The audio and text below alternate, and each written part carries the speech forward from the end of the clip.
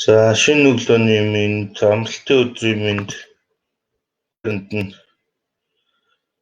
сайхан сайхан өдрүүдийн мэндийг хүргэе. За тэгээд бид нар эртч Монгол хөтөлбөрийнхөө хүрээнд 5 дахь сарынхаа одоо 7 дахь өглөөнөө уулзах гэж байгаадаа бас баяртай байна. Тэгээд өнөөдөр бүгдээрээ хамтдаа бас өглөөний минь тэгээд манайхаа орж ирж байна. Тэгээд өнөөдөр бид нар хамгийн бас хэрэгцээтэй хүмүүст хэрэгтэй сэдв болох энэ санхүүгийн сахилах хот гэдэг сэдвээр бүгдээрээ хамтдаа ярилцсан, уулзсан. Тэгээд зочин бол бэлэн болсон байгаа. Та бүхэн маань энэ сургалтандаа суух залуучууд бол бүгд сайхан орж ирээд зочноо орохын өмнө бас сайхан бүгдээрээ идэвхтэй орж ирээрэй гэж урьж байна. За эсвэл болсон байна. Өглөөний минь сайхан амсгаас нөө. За манайхаа орж ирчлээ. За өнөөдрийн сэдэв маань бас учраас бүгд сайхан найз нөхдөд ураад хүмүүст мэдээлэл өгөөрэй гэж танаас хүсэж байна. За эсвэл болсон байна. Дахиад нэмэгдээрэй манайх.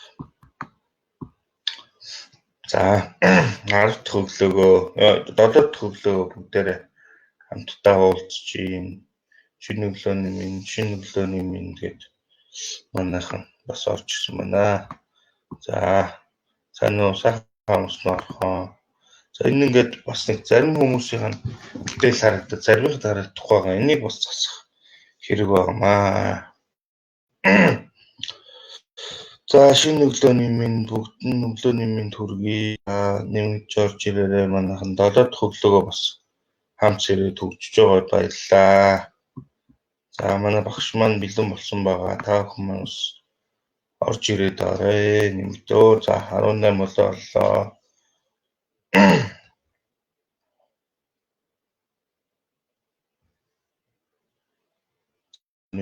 Шинэ өглөөний минь дуу зүгээр сонсогдож байна уу? Боосоос мэдчихэж байна гэж байна. За манай чинь Филиппинээс хүн орж ирж байгаа. Японоос байгаа, Америкаас байгаа, Солонгосоос байгаа. Ингээд маш олон газраас бас монголчууд маань оролцож байгаа. Баярлалаа та нартай. Тэгээд өглөөг юм ирч хүчтэй огт нэгдэг бол хүмүүний амьдралын хамгийн сайхан зүйл үүдэг. Баярлалаа тийм байна. Японоос мэдчилж байна гэдэг яг энэ манайх ингээд яваа. За ингээд бүгдээр цаг алдаад явах уу? Нэмэгдээд ороод ирнэ. Бид нар одоо хүндтэй багшаа урьсан байгаа учраас цаг зав одоо гээд багшаа урьяа. За өглөөний минь багшаа сайхан амарсан уу? Сайн байна уу багшаа? Сайхан амарсан уу? За өглөөний минь сайхан амарлаа. За бид хоёр бас лайвта нэлээд бас сайн бэлдсэн байгаа. За Солонгосоос мэдчилж байна, Японоос мэдчилж байна. Залуучууд маань орж ирж байна. За тэгээд өнөөдөр манай Баримжлон багш маань санхүүгийн сахилга бат сэдвээр өглөөг та бүхэнтэй энэ сайхан өглөөг хамтдаа бас өгдөх байгаа. Тэгээд би болохоор ямар ч гэсэн ингэж эхлүүлээд тэгээд багштай сургалт одоо боломжийг олгоод миний хувьд бол одоо ингэж төр хугацаанд таныг сонсогчийг нэн шилжиж байна. Тэгээд ямар ч байсан багштай амжилт сайхан өглөө байна. За Никодор багштай баярлалаа. За бүгдээрэнд өглөөний минь хүргэе. За манай сонсогч бүгдээрээ их сайхан амарсан байгаад итгэж байна. За зарим нь одоо над шиг өглөө босоод гимнастика хийсэн усан цасандаа орцсон байгаа бах. За өнөөдрийн сэдэв бол санхүүгийн сахилга бат гэсэн сэдэв байгаамаа. За миний хувьд бол санхүүгийн сахилга баттай болоод 2 гаруй жил болж байна. Тийм учраас энэ 2 жилийн хугацаанд юу сурсан талаараа та бүгддээ өнөөдөр өглөө ихтгэл тавьж байгаад их баяртай байна. За санхүүгийн сахилга батыг бол маш товчхон ярих юм бол хүн бол ямарваа нэгэн зориг байдаг. За миний хувьд бол одоо ойрын хугацаанд доктор хамгаалах гэж зорилго байна. Хүн санхүүгийн зорилго байдаг. Хүнд амьдралын зорилго, олон төрлийн зорилго байдаг. Тийм учраас санхүүгийн сахилга баттай чиглэлээр ажиллаж эхлэхдээ хамгийн гол нь зорилго маань юу вэ? Би яагаад санхүүгийн сахилга баттай болох ёстой юм бэ? Мөнгөө цуглуулснараа би ямар амжилтанд хүрэх юм бэ гэсэн ойлголттой болох хэрэгтэй. Дараагийнх нь болохоор юм сурахтаа бол хэдүүлээ алхамаар юм сурах бол айгүй чухал байдаг. Хүн бол бүх юмыг зэрэг хийж чадахгүй. За тэгэд энэ ч бол тийм их сонирхолтой хэсэг байдаг. Хүн ямарваа нэгэн олсон орлогынхаа илүүдлийг хуримтлалтай буюу банкндаа хийх, эсвэл бол хөрөнгө оруулалт хийх, эсвэл бол та өөртөө бол өрөө дараарай гэсэн ийм алхам байгаамаа. За залуучуудын хувьд бол одоогоор хараахан хөрөнгө байхгүй байх. Тэгвэл бол танд бол хадгаламж байгаа. За миний насны хүмүүст бол зарим нэг үл хөд хөрөнгө, үнэт цаас, биткойн гэх мэтчлээ хөрөнгө оруулалт байдаг. Энийг юунд ашиглах уу гэдгийг бас төлөвлөх нь чухал байдаг. За тэгээд хамгийн сүүлд та тодорхой хэмжээний хөрөнгө оруулалтаа болсны дараа тэр хөрөнгөө яаж үржүүлэх үү, яаж өсгөх үү гэсэн ийм том чиглэл байдаг юм аа. За тэгээд та бүгдтэй би өөрийгөө танилцуулчих. Намайг Базарвааны овогтой Дарин Чулуун гэдэг.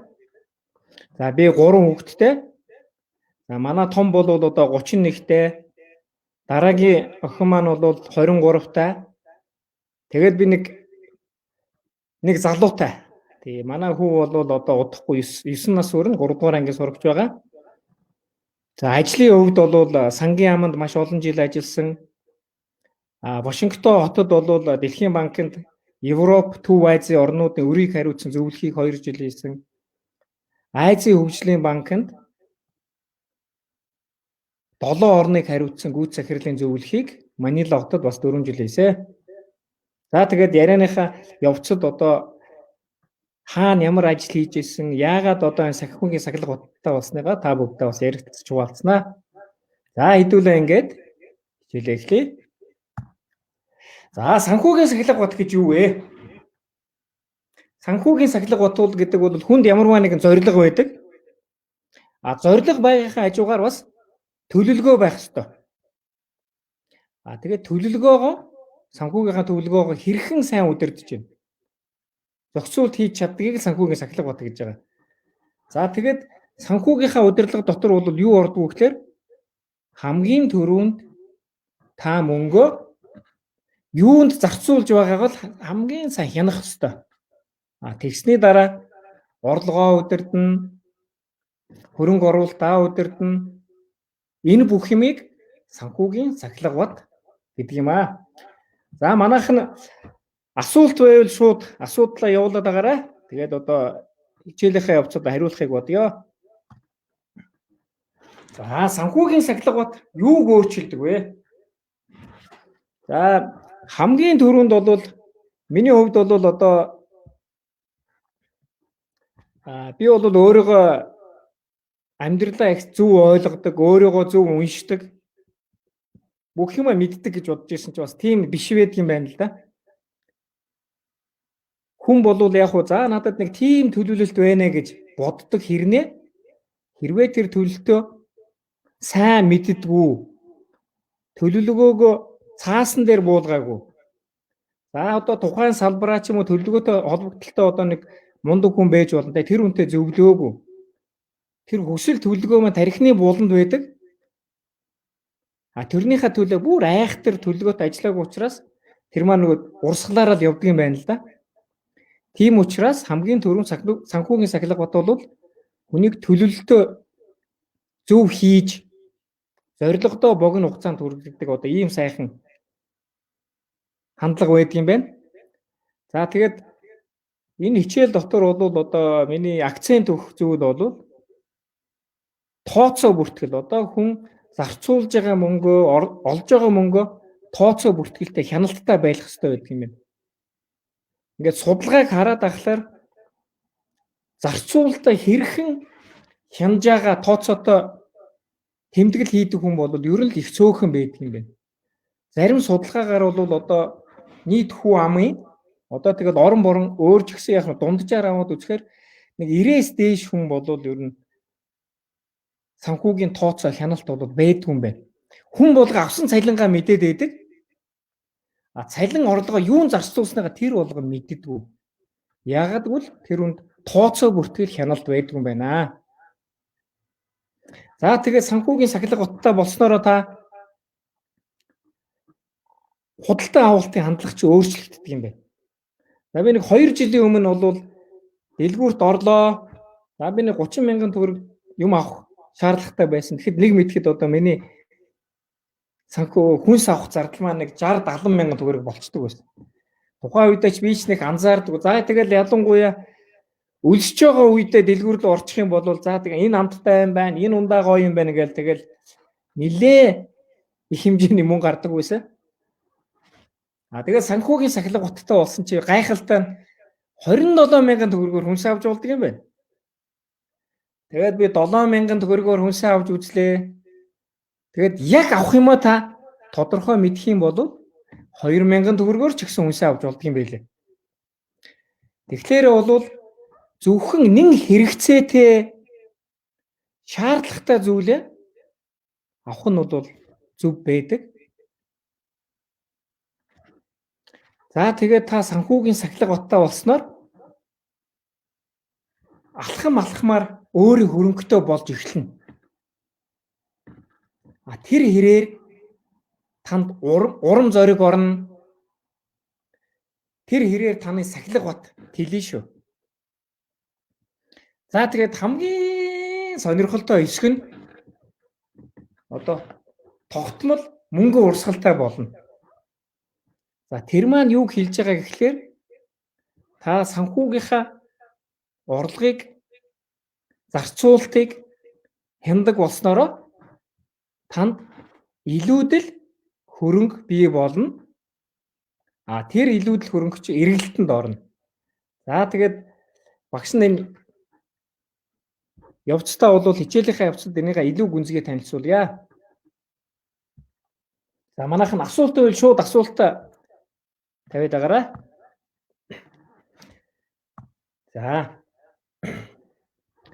За мөнгөний зарцуулалт. Бид нар бол тархинда за мөнгөч би яаж үрж яагаад ерөнхийдөө мэдэндээ гэсэн бодолтой байдаг юм байлаа. А гэтэл цаасан дээр буулгаад үзэхээр тэр болгон тэр маань тодорхой биш байдаг юм байна. За үндсэндээ ингээд таны орлогыг бол 3 хэсэг хувааж болно.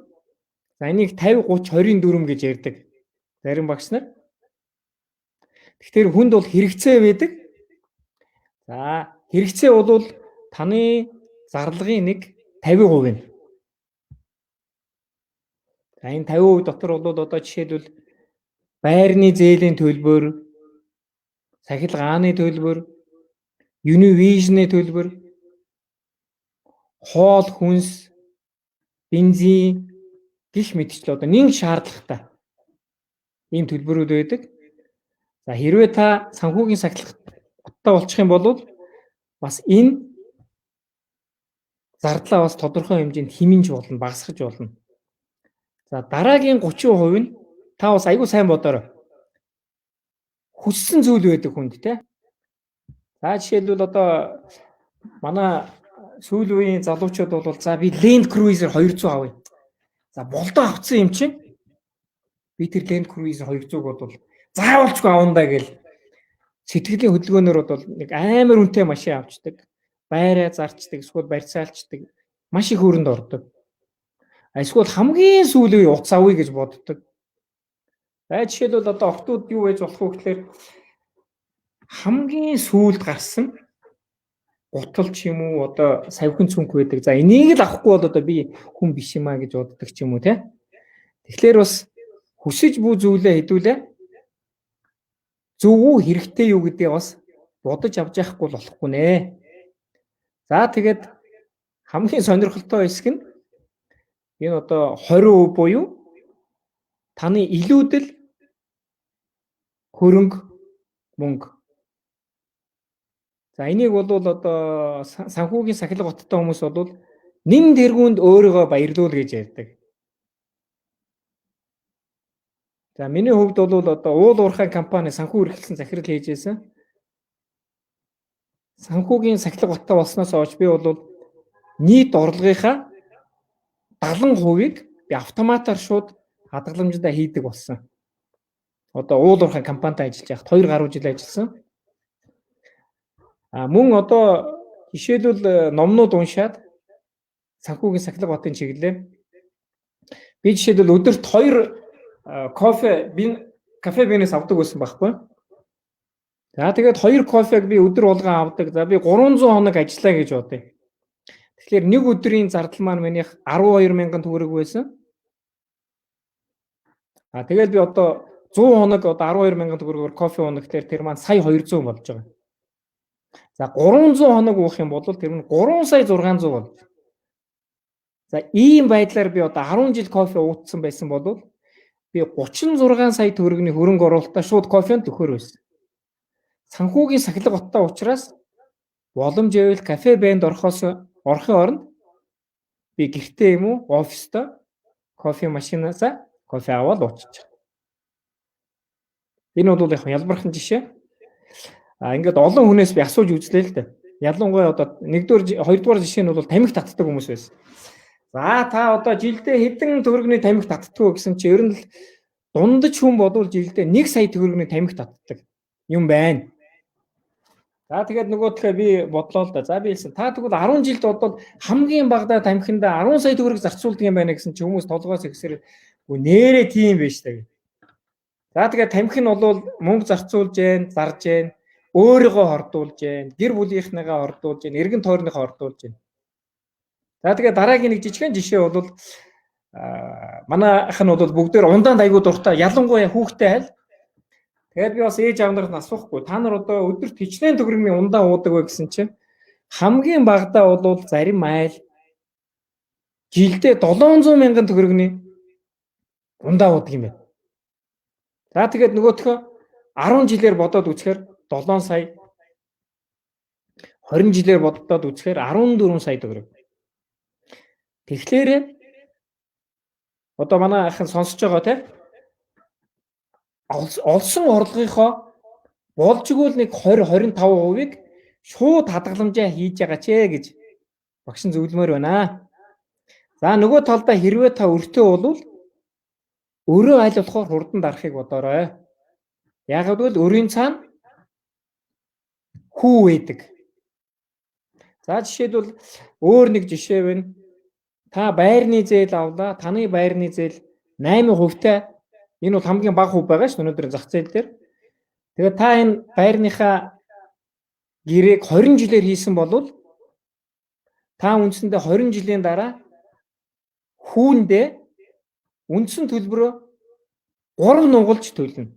Яг нь хялбаржуулах үүднээс 100 сая төгрөгийн байр авлаа гэхэд баримжаагаар 8% зээл авсан бол 20 жилийн дараа та тэр байранда баримжаа тооцоогоор 300 сая төгрөг төлсөн байна.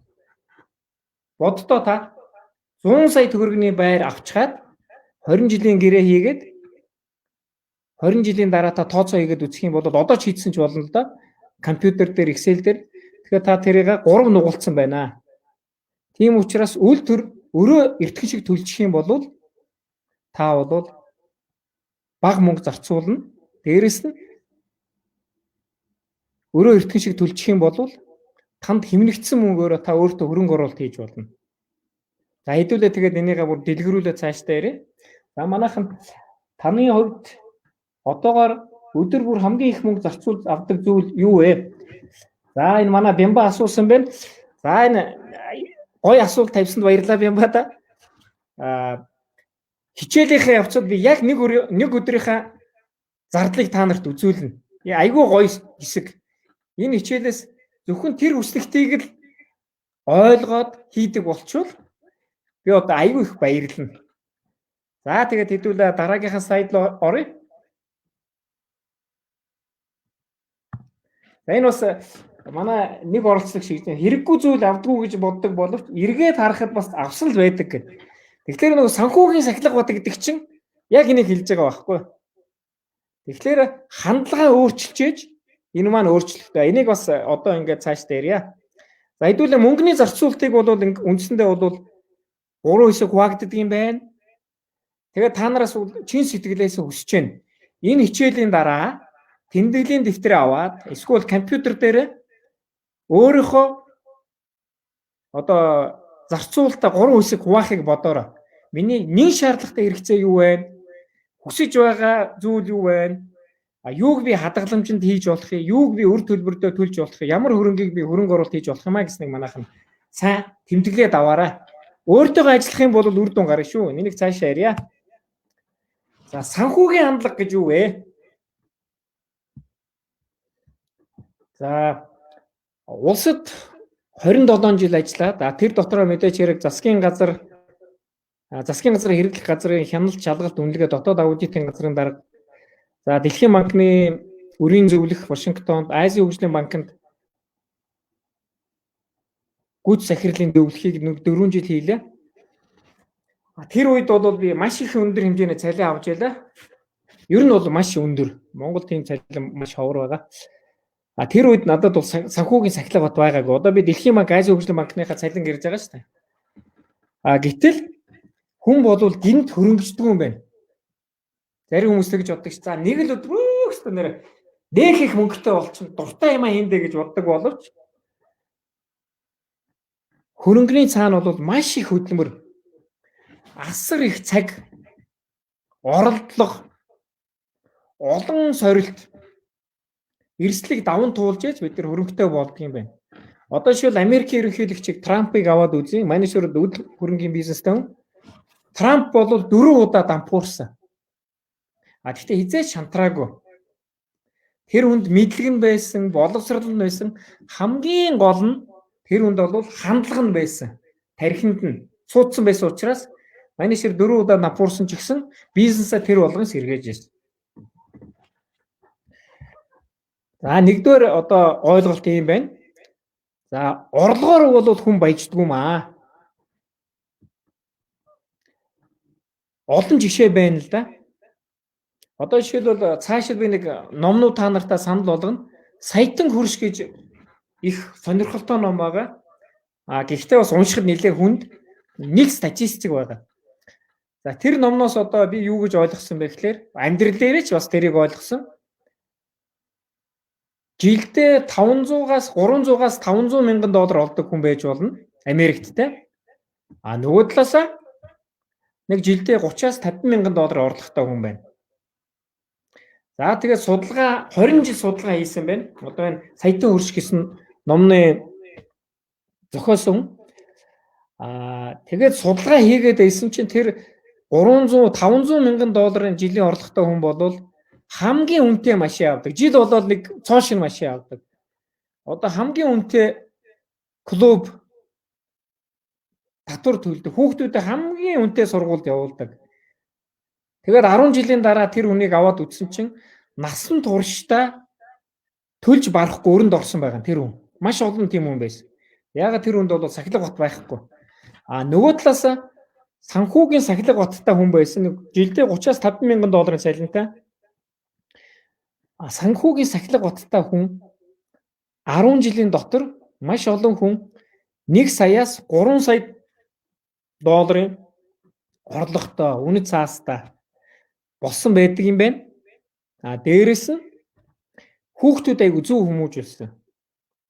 Тэгээд баяжин гэдэг чинь бол үг нь гоё сонсогдож байгаа боловч заавалчгүй их мөнгийг бас хийх албагүй л дээ. Амьдрал хангалттай байвал тэр маань бол бидний нэг зорилго байгаамаа. За тэгээд санхүүгийн сахилга батын явцад бол алдаанаасаа суралц гэсэн magic of mistake гэж зүйл байдаг. Тэр нь бол жишээлбэл энэ Warren Buffett гэдэг одоо дэлхийн 1 номерын тэр бомтон байгаа. Warren Buffett гэдэг. Одоогоор бол нийт үнгээр менежер бол тийм 3-т орж байгаа байх. Яагаад одоо 3-т орсон бэ гэхээр менежер сайн дурын үйлсэд нийт хөрөнгөнийхөө 37 тэрбум долларыг хандивсан байгаа. тэрийг нэмэх юм бол энэ бол дэлхийн 1 номерын тэр бомтог. Энэ хүн бол 2 ичүүдийг ярьдаг юм. Нэг нь бол юу вэ гэхээр magic of mistake буюу алдаанаасаа суралцаарай гэдэг. Юм хийдэггүй хүн бол хизээч алдахгүй. Юм хийдэг хүн бол алдна. Тэгэхдээ алдаанаас айх шаардлагагүй. Мэдээч хэрэг том алдаа хийчүүд хэцүүж гисэн.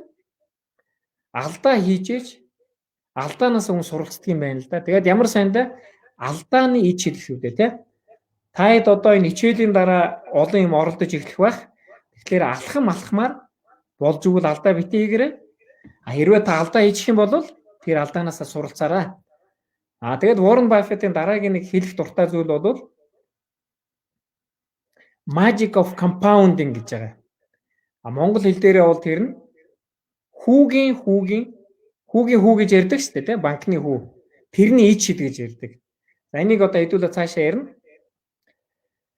За дараагийн нэг хандлага бол санхүүгийн тал дээр ялангуяа дэлгүүрт орохдоо том зүйл авахдаа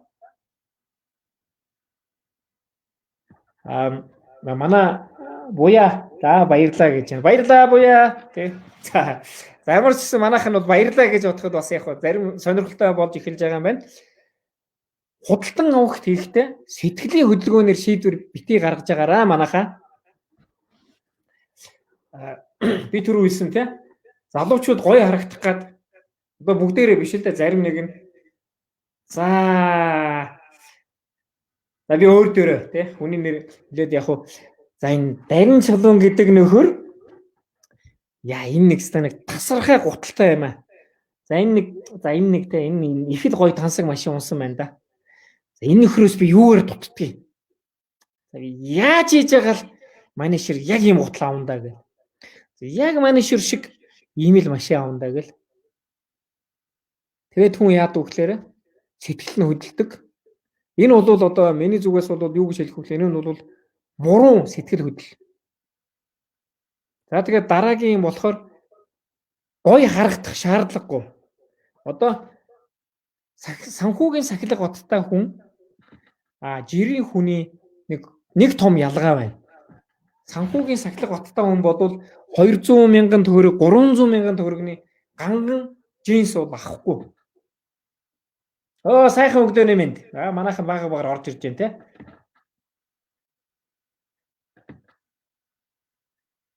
За манай нэг оролцогч хэлсэн байна. Бага насны хүүхдтэй болооч тэр бас хүүхдүүд сургуульд явахгүй гэртээ байгаа болохоор хүнсний зүйлдэл мөнгө зарцуулж байна да гэдэг. Энэ дээр товчхон хэлий те. Болж игэл бөөний худалдааны төвөөс хүнсээ авч байгаарай. За миний хувьд бол би одоо эхнэр бит хоёр бол одоо санхүүгийн сахилга баттай болсноос хойш махаа бол бөөний үнээр авдаг. За мэдээч хэрэг нь бол санхүүгийн тодорхой хэмжээний хүүсэр хэрэгтэй л дээ. Хүнсээ бас бөөний үнээр авдаг. Тэгээд тооцоо хийж үзэхээр хэрвээ мэдээч хэрэг хүнс маань муудчихгүй бол шүү дээ тий. За гурилыг шуудагаар авах, махыг одон хилээр нь авах, хүнс ногоогоо захаас авах. Дэлгүүрээс биш, захаас авах шүү те манайхан. Барсгэ зах байдаг. Вокзалын хажууд байдаг. Тэгээ тооцоод үзэхээр 30-аас 40% хэмнэлт гарч ийлээ шүү. Тэгээ цаашдаа би энэ хичээлээ заан. Тэгэхээр яаж зардлаа хянах гэдэг тийм хүснэгт байгаа. Тэрүүн дээр хэдүүлээ нэг илүү тодорхой ярьчих. За гоё харах шаардлагагүй гэсэн нэг тийм хандлага байгаа юм. Цэвэрхэн харагдаж болно. Заавалч хүнтэй зүйл авах шаардлагагүй. Цэвэрхэн чанартай хямдах юм байдаг. За тэр бумтан саятангуудын түүхийг аваад үзэхээр тэд нар хизээ юм авдаг гэхээр өвлийнхөө овцыг зуны улиралд авдаг юм байна. Зуныхаа овцыг өвлийн улиралд авдаг юм байна. Яагаад тэгэхээр тэр үед тухай бараа бүтээгдэхүүн зарагддаггүй хямдхан байдаг юм. Ингээд бодоход ямар амархан зүйл вэ гэж бодож байгаа боловч тэгж хийдэг хүн маш цөөх юм билээ. За Америкчууд жишээлбэл яадаг гэхээр би бол Америкт Дэлхийн банкнд Колумбиг сургуульд төгсөөд магистра хийсэн. Олон улс харилцааны магистра хийгээд тэгээд Дэлхийн банкнд Вашингтонд 2 жил ажиллаад юу анзаарсан бэ гэхээр Америкчууд бол купон их авдаг юм байлаа нөгөө бараа бүтээгдэхүүн хямдарсан байх үед нь авдаг. 40%, 70%, 90% хямдрахаараа тэр үед л юм авдаг. Тэр бол төсөвд маш их гэр бүлийн төсөвд маш их хэмнэлт өгдөг. Тэгээд тэрнээс санаа зовх зүйл байхгүй. Яасан бэ гэсэн чинь яагаад тэр бомтонгууд тэр бомтон болсон бэ гэхээр боломжийн бүх юмн дээр тэд нар мөнгө хэмнэдэг. Тэгээд тэр хэмнсэн мөнгөөр хөрөнгө оруулалт хийдэг. Тэр өдрийн нэг тэр хүмүүсийн сахилга батанд юунд авчирсан бэ гэхээр илүү дутуу хүнд мөнгө зарцуулдаг дандаа хөрөнгө оруулалт хийдэг. Тэр хэмжээгээр мөнгө нь өсч идэг, үржиж идэг.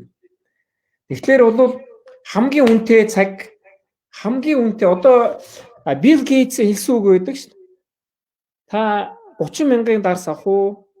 $30 дарс авах уу? Ялгаа байхгүй маргааш нь та шаарднаа. Тэгээд $300 дарс, $30 дарс. Та маш үнэтэй тансаг машин авах уу?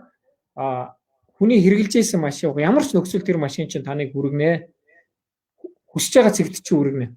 Тийм учраас энийг манай хэд бас сайн бодоорой те.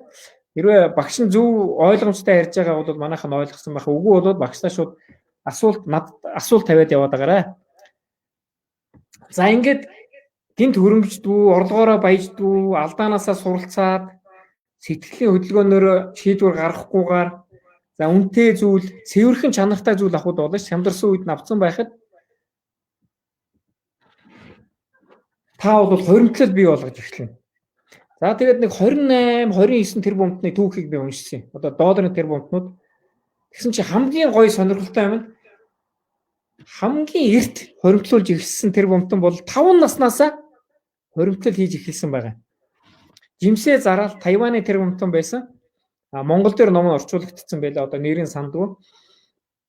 Тэр хүн бол ээжээсээ мөнгө аваад зах дээр зараад жимс зараад тэгээд олсон орлогоо шууд банкн дээр очиж тушаасан байна. За мэдээж хэрэг 5 настай хүүхдээс юу гэж одоо хадгаламжийн мөнгө авах вэ? Гэхдээ тэр банкны тейлер нэг хуантай хүн байсан ба. Энэ их л сүрхий хүүхд байна да. Тэгээд манай шир данс нээж өгөөд за яг Монголд бол 5 настай хүүхд бол дансаа нээж чадахгүй. Ээж автагаа бол очих байх. Ээж авахын нэр дээр дансаа нэ. Гэтэл тэр бомтонгууд 5 нас, 7 нас, 9 нас, 20 нас наса хоримтлаа бий болгож эхэлсэн. За миний хувьд бол одоо би Дэлхийн банкнд Вашингтонд ажиллаж байлаа, Азийн хөгжлийн банкнд Манилад ажиллаж байлаа. Маш их цалин авч исэн боловч харамсалтай нь тэр цалин миний хурууны завсраа ингээл алга болсон. Яагаад гэхээр би санхүүгийн сахилга бат байгаа. Тэгээд миний санхүүгийн сахилга бат 2хан жилийн өмнөөс алхмаар бий болж эхэлсэн. За тэгээд танд бол та бүгдэд бол энэ боломж байгаа. Тэгэхээр өнөөдрөөс эхлээд хоримтлаа бий болгож эхлээрэй. За одоо эдийн засгийн хямрал дэлхийн нийтээр нүүрлж байгаа. Тийм учраас хоримтлаа хийж эхлэхдээ валютаар хичүүл зүгээр шүү гэж зөвлөмөр байна. Яагаад гэдгийг нь одоо манайхан асуулт тайлбарлаж өгье. За тэгээд дараагийн одоо миний хувьд бол хамгийн том чухал хандлага бол санхүүгийн сахилга бат. За ер нь санхүүгийн сахилга бат ч биш. Одоо англи хэл сурмаар байна, орос хэл сурмаар байна, япон хэл сурмаар байна, доктор хамгаалмаар байна. Ямарваа нэг сэдвтэй тий. Тэрүүнтэй холбогдлолтой мэдээллийг номыг сайн уншаарай. За нейросайенс гэдэг айгүй гоё шинжлэх ухаан байгаа. Тэрийг та хэд подкаст хийгээд YouTube үзэх юм бол нейросайенсийн чиглэлийн номыг уншихаар хүний хөгжилт бол хязгаар манайхан байхгүй шүү. Тийм учраас яг хуу би өөрөө бас тийм мундаг хүн биш. Гэхдээ Facebook үзэж яахын оронд, кино үзэж яахын оронд та ном унших юм бол тэр хэрээр таны бидний тархины булчин чангарна. Тэр хэрээр та одоо залуу харагдана. Оюуны хөдөлмөр хийдэг хүмүүс бол их залуу харагддаг юм байлаа. Пенсильвани University гэдэг одоо би нэг жоохон товчхон түүх ярьчих сонирхолтой байх. Тэтгэврт гарсан асрамжийн газар байдаг 60-70 настай хүмүүсийг зарим 80 хүрсэн байс 2 хэсэг хуваасан байгаа. Тэгээд нэг хэсгийг нь бол яг бахвайдгаар нь байлгаад нөгөө хэсэгт нь бол та 23 настай шүү. Та өөрийгөө 23 таа гэж бодоорой. За тэднэрт тэгээд шин хичээл заасан, гадаад хэл заасан, хөгжим заасан, бүжиг заасан. Ер нь бол тархинд нь эрг бодлого хийсэн байгаа. Би залуу хүн, би шинэ хэл сурч чадна, би одоо тоо хийж, одоо дээд математик сурч чадна гэх мэтчлэн тэр хүмүүст залуу гэдэг сэтгэл төрүүлээд ажилуулсан байгаа. Тэгээд тодорхой хугацааны дараа тэднэртэй харьцуулаад үзсэн чинь нөгөө хүмүүс чинь нуруу тэгшэрсэн байгаа. Эрүүл болсон байгаа. Зарим хөгшчүүлийн буурал өссөн тодорхой хэмжээнд харуулсан. Дээрээс нь судалгаа хийсэн чинь тархинд нь шин эд бис бий болсон. Гой байгаа. Тийм учраас манайхаа ном сайн уншаарай. Бидний хөгжилд хязгаар байхгүй шүү. Би жишээлбэл 52 настай. Гэхдээ би бол одоо доктор хийх төлөвлөгөөтэй байгаа. Тэгээд тэрийг аваад үндсэндээ бол одоо тодорхой хэмжээний ном уншсан, хаа найз сурах уу гэдгийг ерөнхийдөө төлөвлөсөн байгаа. Тэгэл яагаад санхүүгийн сахилга утгатай болсон бэ гэхээр бас энүүнтэй хамааралтай. Хэрвээ би тэтгдэг болж чадахгүй бол би өөрийнхөө зардлаар гадаадад доктор хийнэ.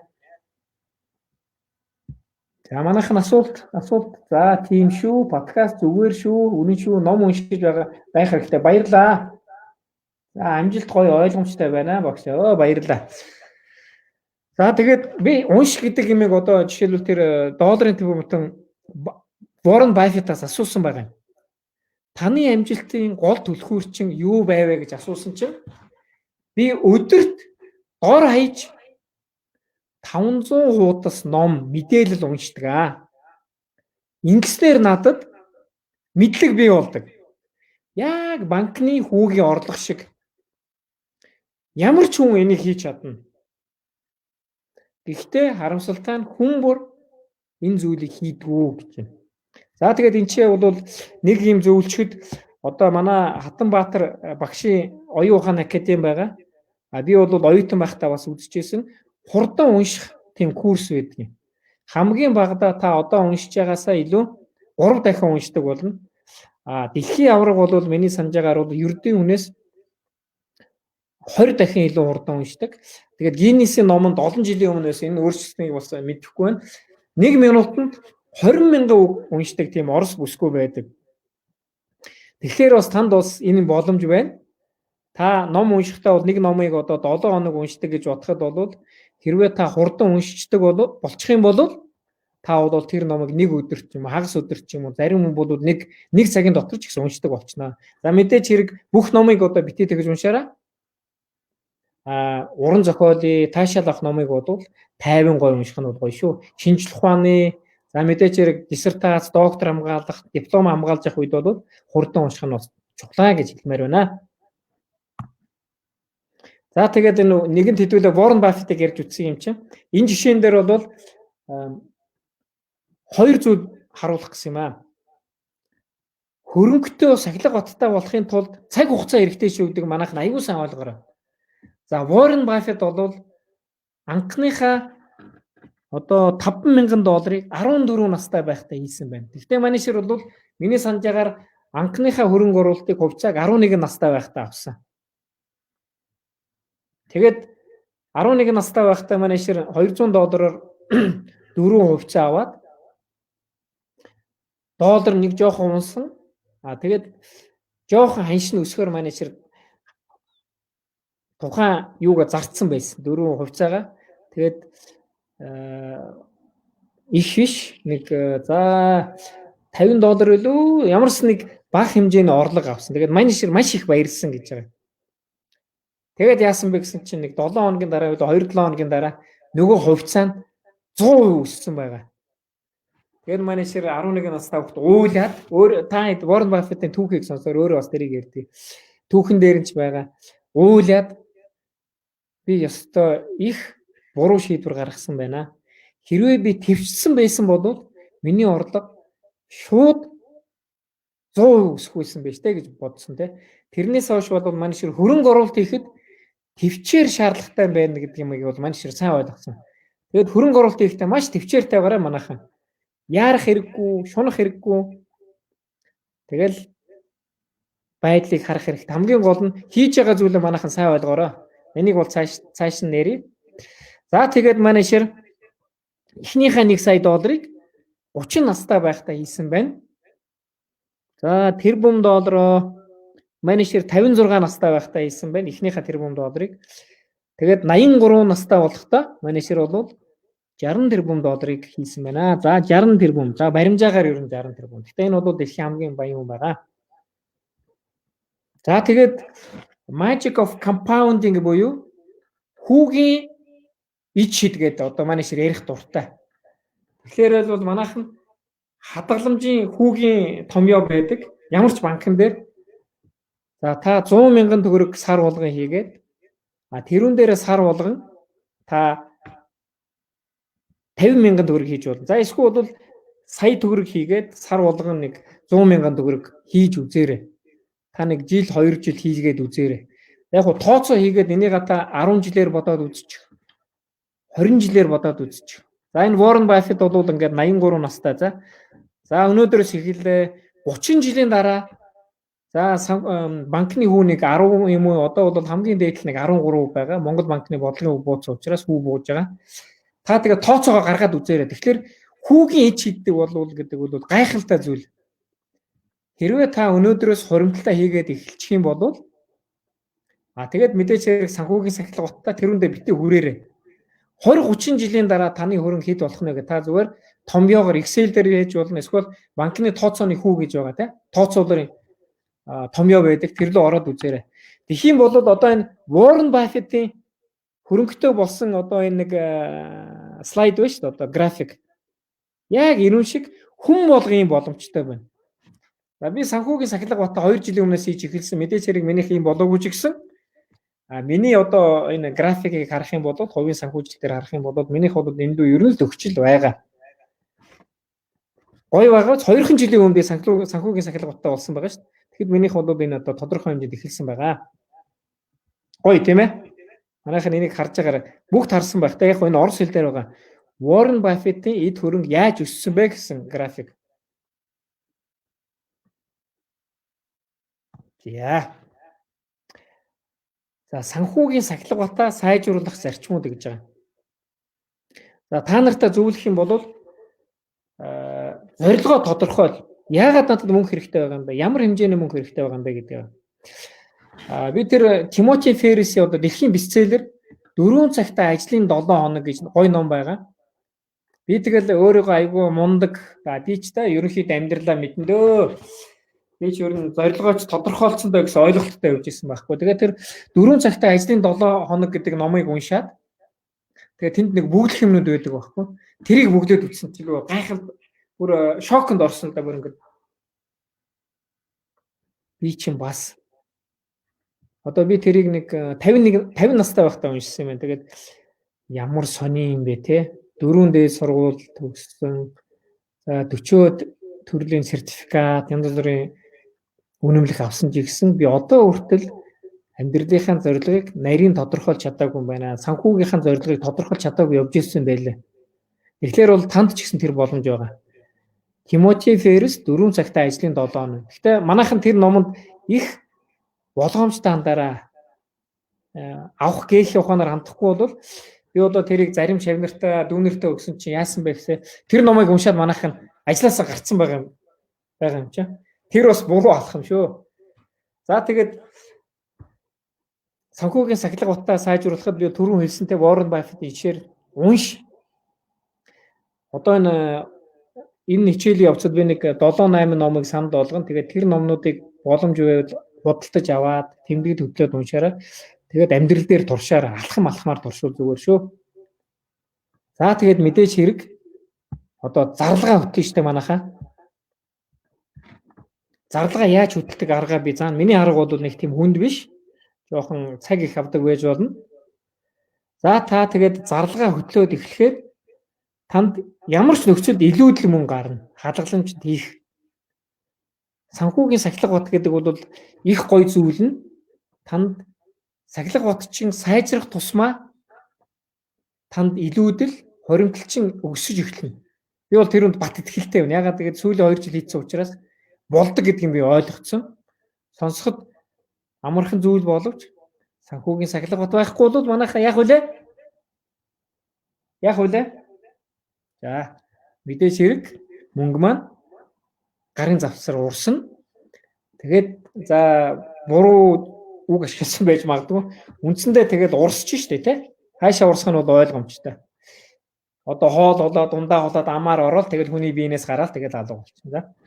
За тэгэхээр мөнгөн урсгал буюу пассив орлого бий болж эхэлнэ. За пассив орлого гэдгийг бас та хэдтэй бас товчхон тайлбарлачих тийм ээ. 45 минут болсон байна шүү дээ. Пассив орлого гэдэг нь хамгийн амархан жишээ нь бол банкны хүү. Банкнд хийчлээ. Тэр чинь өсөөд явна.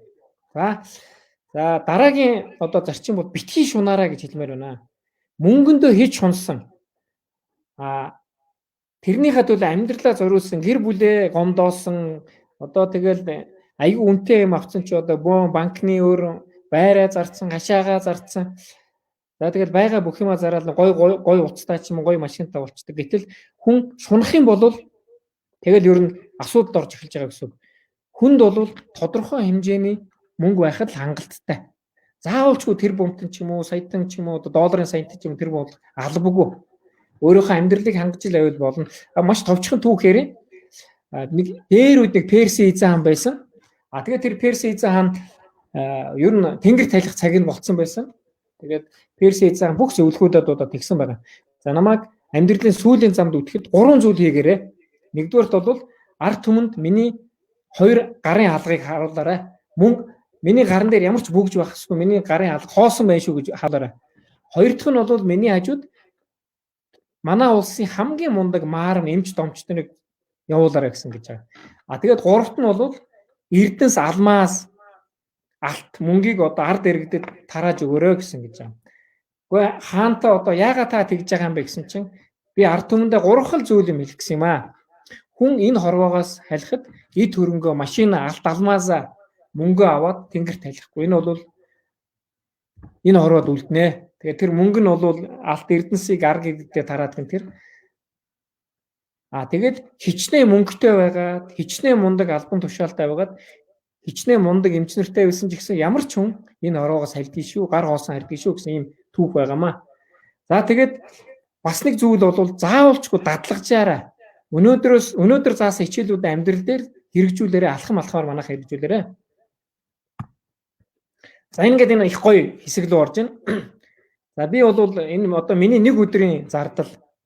За энэ өдөр бол жоох өндөр гарцсан байгаа. Гэхдээ хэдүүл энийг ингээд аюу анхааралтай харж тий. Манайхан бүгд энийг харж байгаа тийм ээ. За энэ бол ингээд улаанаар та нар тэмдэглэсэн харж байна. За отгоо бид хоёр кафе банд кофе уусан байгаа. За би тэгээд худалдаа хөгжлөн банкны зээлийн төлбөрийг төлсөн. За кредит картныхаа төлбөрийг төлсөн. Тэгээд тэр өдөр би гэр бүлийнхэнтэй хоол идсэн. Тэгээд энэ улаанаар тэмдэглэсэн нь бол тэр өдрийн одоо миний нийт зардлын 69% байна. Одоо энэ буланд 69% гэж байгаа. Доотлын баруун буланд. За баярлалаа. Тэгэхээр энэ зардлыг би бол баталгаатай хэмж болох байсан. Отгоотой би кафе банд уухын оронд би оффист ороод бид хоёр кофе машинаас уучих болцоо байсан. Худалдаа хөгжлийн банкнаас би зээл авах шаардлагагүй байсан. Яагаад гэвэл одоо санхүүгийн сахилга батыг мөрдөөг учраас би ингээд 110 мянган төгрөг төлсөн байна. За кредит картыг би бас ашиглах шаардлага байсан. Миний кредит карт эхлээд 10 сая төгрөгийн эрэхтэй байсан. Санхүүгийн сахилга батаа би сайжруулсаар байгаа тэр нь 5 сая болсон. Одоо миний кредит картны одоо хэмжээ бол лимит бол 1 сая байгаа. Би одоо тэрийг 500 мянга бодлох юм. За тэгээд их нартайгаа би одоо зоогонд орсон байгаа. Тэгэхэд би одоо зоогонд ороод тодорхой хэмжээнд мөнгө зарцуулсан. Тэгэл үндсэндээ бол энэ хоолыг би гэртээ амттай чанартай хоол хийх болцоо байсан. За тэгээд та хэд мань харж байгаа бах те. Би өдрийн хоол идсэн байна. Тэгээд энэ шимтгэлүүд байна шүү дээ. 500 мянган төгрөг, 100 төгрөг, 300 төгрөг. За энэ шимтгэлүүдийг аваад үзэхээр нэг өдөр 1600 төгрөг би шимтгэлд зарцуулсан байна. За би энийг 100 хоногт ийм шимтгэл зарцуулсан гэж бодъё. 100 хоног ийм шимтгэл зарцуулсан гэхэд энэ нь сая 600. 10 жилээ бодоод үзэхээр уучлаарай те. За тэр чин 160 юм байна. 160 мянган. За гих мэдчлэн ингээд 10 жилээр бодоход үзэх юм бол миний шимтгэл сая 600 төгрөг болж байна. Тэгэхээр энүүн дээр би дүгнэлт хийгээд би одоо зөвхөн хас банкаар бүх шимтгэлээ төлдөг. Ягаад гэвэл хас банк бол ATM-с мөнгө авахд мөнгө авдаггүй шимтгэл ер нь төлдөг. Тэгээд би өөртөө бол өдөр болгон 1600 төгрөгийн хэмнэлт үүсгэсэн. За санхүүгийн сахилга бат дээр Энэ ногооноор тэмдэглэсэн зүйл ба шүү дээ. Хүүхдээ хадгаламж би 30,000 төгрөг хийсэн байна. За би тэгээд Ethereum-ыг би одоо Ethereum гэдэг одоо цахим мөнгө байгаа. Би энэнд бол 8,000 төгрөг зарцуулсан байна. Таны энэ ногоон чи ихсэх тусмаа таны сахилга сайжирж яах гэсэн үг шүү. За би тэгээд сакс, волейбол, теннис, усан сэлэлт тэгээд олон төрлийн спорт сонирхдаг. Энэ бол би цэнхрээр тэмдэглэсэн. Яг бол энэ миний эрүүл мэнд. Энүүндээ би бол заавал ч мөнгө зарцуулах хэрэгтэй. Энэ миний хэрэгцээ тийм ээ. Тийм учраас манайхаа энэ үснэгтийг ойлгоод авчихаараа асуулт байна манайхны үснэгтээр. За одоогор асуулт байхгүй байна. Энэ үснэгтийг та би бол энийг Excel дээр хийдэг. За тэгээд миний Excel дээр хийдэг бол над дээр бол 5 төрлийн Excel байдгийг. За би өдөр болгоныхаа зардлыг өдрөөр тэмдэглэдэг. За мөнгө урсгал буюу пассив орлогын жагсаал сараар хийдэг. Одоо надад байгаа хөрөнгө бэлэн мөнгийг зах зээлийн ханшаараа би сар болгон тооцдог. За 3 дахь миний нэг үснэгт бол өрийн жагсаал. Үндсэн төлбөр хүүгийн зардал сар жилээр. Яг ингээд хувийн амьдралаас нэг зүйл ярьчих л да. Яг миний насны хүн байгаа учраас одоо би нэг ярих нь бас зүйтэй байх гэж бодож байна. Сая эдийн засгийн ямрал ирсэн, ковид ирсэн. Тэгээд би ингээд санхүүгийн сахилга уттай болсон. Тодорхой хэмжээч бүр айхтар чанга болоогүй ч гэсэн болсон. Тэгээд би хүүгийнхээ төлбөрийг бодоод үтсэн чи би дүүгийнхээ байрны төлбөрийг, өөрийнхөө байрны төлбөр ингээд олоод үтсэн чи миний ер нь бол хүүгийн зардал жилд 32 сая төгрөг гарч ирсэн байлгүй. Бүр гайхалтай. Тэгээд 5 жилээр бодоод үтсэн чи би зөвхөн хүүндээ 160 сая төгрөг төлөхөр байсан байд. Тэгээд би ямар алхам хийсэн бэ гэхээр би боломжоор бүх мөнгө хоримтлуулж ягаад би үндсэндээ нийт зээлийнхаа за нэг 95% би төлчихье. Би нэг дүүгийнхаа байрны зээлийг төлдөг. Тэрнээс бусдаа тэгсэн чинь стресс багасаад би бол ингээд ямар гоё юм бэ те өргөө байх гээд. Тэгээд би бол тодорхой хэмжээнд одоо ад жаргалтай байгаа түүндээ. За тэгээд 5 дахь миний Excel-ийг үснэгт бол одоо би хадгаламжийн хүү маань одоо хадгаламжийн зүйлэн жагсаал байдаг. За би энэ чинь зүйл дараах юм. За тэгээд би тодорхой хэмжээнд үнэт цаас авсан байдаг. Энийг бол яг сүүлрээ. Тэгээд биткойн гих мэдчинтэй зах зээлийн ханшаар би бүртгэлээ явуулдаг юм аа. За та хэддээ тэгээд зөвлөх зүйл байна. Би нэг одоо даалгаврыг хэлэхгүй. Ямарваа нэгэн зүйлийн ард амжилтын ард бол маш их хөдөлмөр байдаг. За энүүнтэй бол би та бүгд маань одоо санал 100% нийлнэ гэдэг итгэлтэй байна. За жишээлбэл одоо манайхан өнөөдрөөс эхлээд санхүүгийн зорилгоо тодорхойлоор одоо тэмдэглэлийн дэвтэр аваад тэрүүндээ би яг юу хүсэж байгаа юм бэ? Ойрын 1 сар, ойрын 1 жил, 5 жил, 10 жил. За би 70 нас юм уу 80 нас 90 нас хүрсэн байхдаа би хэдийн хэмжээний хөрөнгөтэй байх юм бэ гэсэн цаас нэр тэмдэглээд авчихаарай. Энийг тодорхойлох нь бол их чухал байдаг. За цаасан дээр биччих юм бол бүр сайн. За Харвард их сургуулийн судалгаа байгаа. Тэмдэглэл хөдөлдөг хүмүүс одоо ингээд нийт одоо дэлхийн хүн амын нэг 13% нь тэмдэглэл хөдөлдөг юм байна. Тэд нар бол амжилттай явдаг. Би түрүү ярьсан neuroscience, зөв хандлага, бодол гэж одоо neuroscience дээр их гардаг. Тэгэхээр тэрүүн дээр тэмдэглэсэн зүйл бол хүний далд ухамсарт үлдчихдэг юм байна. Биелэх магадлал бол маш өндөр. Өөрийнхөө түүхээс товчхон ярихад бол 18 настай байхад би Дейл Карнегийн ном уншсан. Хүнд яаж нөлөөлөх үү, яаж найз нөхдөд болох уу гэх одоо орос хэл дээр тийм ном уншлаа л да. Тэгээд тэр үедээ би бол номныхаа боломд за 3 хүүхэдтэй болно, 3 өрөө байртай болно. Тэгсэн чинь нэг жилийн өмнө би номын сангаа авах гэсэн тэр ном маань унлаа л да. Тэгээд би нөгөө ном 18 настай байхдаа бичсэн зүйл шүү дээ. Тэгээд нөгөөдхөө уншсан чинь миний тэр одоо номон дээр бичсэн зорилтуудыг нэг за баримжаагаар яг уу за яг уу жоохон даруухан загнахгүй бол бас болохгүй байх те манайхаа нэг 70-аас 80% биелсэн байсан бас те бас л гоё байгаа. Тэгэхээр хүслээ тодорхойлно чухал.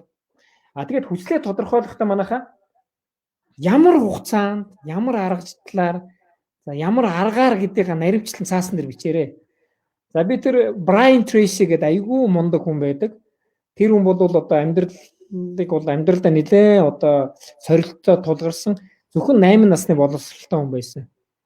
Тэгээд тэр хүн бол Eat That Frog буюу энэ мэлхийг идгсэн ном бичсэн байгаа. Гэхдээ тэр хүн бол бас монгол хэл дээр манай ширийн бичсэн нэг ном Brian Tracy шүү манайхаа. Brian Tracy. Энэ хүн бол подкаст англи хэл дээр маш их байгаа. Тэгээд ганц 2 ном нь монгол хэл дээр орчуулагдсан байгаа. Тэгээд тэр хүн бол амьдралынхаа явцад бол далаагаар одоо их олон орноор аялсан. Тэгээд одоо бол жилд 250 мянган хүнд хичээл заадаг. За өөрийнх нь хөрөнгө одоо би зөв санаж байгаа бол 5-аас 8 тэрбум долларын хөрөнгөтэй хүн байгаа. Тэгэхээр тэр хүний номыг уншаарай. Тэгээд тэр хүн хэлж байгаа. Маш амжилттай явж байгаа хүмүүсийн одоо дэлхийн одоо нийт хүн амын 3% нь маш амжилттай явж байгаа гинэ. Тимоти Феррисийн тэр 4 цагтай ажлын ном гэж байгаа. 4 цагтай ажлын 7 хоног гэсэн ном байгаа. Тэрийг бас би та нартай үзүүлнэ. Тэр номыг бас уншаад үзээрэй. Тэгэхээр бол маш амжилттай явж байгаа, ад жаргалтай явж байгаа хүмүүс тэмдэглэлийн дэвтэр нь ингээд карманд нэвж яддаг. Яг энэ ч нэг жижигхэн тэмдэглэлийн дэвтэр. Тэгээд тэрүүндээ за бараг л минутаар, секундаар ажиллаа төлөвлөдөг. За би тэдэс тэдэн орно. Зөв төлсөн учраас тэр хүмүүс бол гэр бүлтэй илүү цаг зарцуулдаг. Ажилдаа бол маш ерөнхийдөө л одоо дундаж хүнээс хамаагүй бага цаг зарцуулдаг. Тэгээд гэр бүлтэй ялангуяа үр хөвгттэй хамгийн үнцэнтэй хүмүүстэй цаг зарцуулдаг. Амьдрал нь одоо дундаж хүнийхээс бол илүү ад жаргалтай байдаг. Тэгэхээр тэмдэглэл манайх нь хөтлөж байгаараа. За тэгээд зөндөө ярьсан сайн унш. За би нэг 4 сар хэртээ YouTube подкаст их сонссон. Санхүүгийн сахилга бат гэж юу юм бэ? За ер нь тэгээд жишээлбэл нэг тийм их сонин сэдв байгаа. Хүн болвол амьдралд 2 мэг аюу сайн их хэвээр. Эрүүл ад жаргалтай амьдраараа гэж зөвлөмөр байна. Тэхийн тулд тэмдэглэн сайн хөтөл, подкаст сайн сонс, энүүнтэй холбоотой номнуудыг уншаарай. Та тархиндаа хэдийн хэмжээний мэдээлэл хийн. Тэр хэрээр таны далд ухамсар ажиллана. Тэр хэрээр таны амжилт сайжирна. Тэр хэрээр та хүүхдээ сайн хүмүүжүүлнэ, гоё хүн болгоно. Тэр хэрээр та одоо би одоо нэг үг хэрэглэж чинь илүү буян үйлдэнэ. Хүн бол амьдралдаа нэгэн л одоо бурхан багш амьдрал ээж аав энэ амьдралыг бидэрт заяасан юм чинь те. Энэ богинохын амьдралыг нэг талаас бид нар бол их урт настай боловч нөгөө талаас ингээд амьдралаа хараад үзэхээр би бол юу гэж одоо залуу найз нартай, чав нартай юу гэж ярьдаг вөхтөр пад 20 нас, пад 30 нас. Яана 60 нас үрдсэн байж тээ. Би энэ амьдралдаа юу хийсэн бэ гэсэн асуулт орохгүй байх л одоо чухал байна те. За ингээд айгүй товчхон гоё түүх ярьчих. Бас судалгаа хийсэн байдаг юм байна л да. Тэгээд жоох эвгүй сэдв рүү орчлоо манайхан. Гэхдээ ер нь бол ингээд хүн 70 насалж болно, 90 насалж болно, нийт насалж болно. Тэнгэр талих цагтаа одоо тэр ингээд хүмүүс одоо за би нэг тодорхой одоо 90 настай ч 93 настай хүн бол ингээд орондоо хөвтөл за миний тэнгэр талих цаг болчтой гэж хүн болгон тэр цаг ирнэ шүү дээ. Энэ бол амьдралын нэг үнэн 100% үнэн. Тэгээд хүмүүс их ярьдаг гэн ялангуяа асарж байгаа хүмүүстэй. Тэгсэн чинь тэр үед бол хүн хэдхэн юм боддог гинэ. Насан туршдаа цуглуулсан эд хөрөнгө, баялаг, шагнал, медаль, диплома ерөөсө боддгоо гэж байна.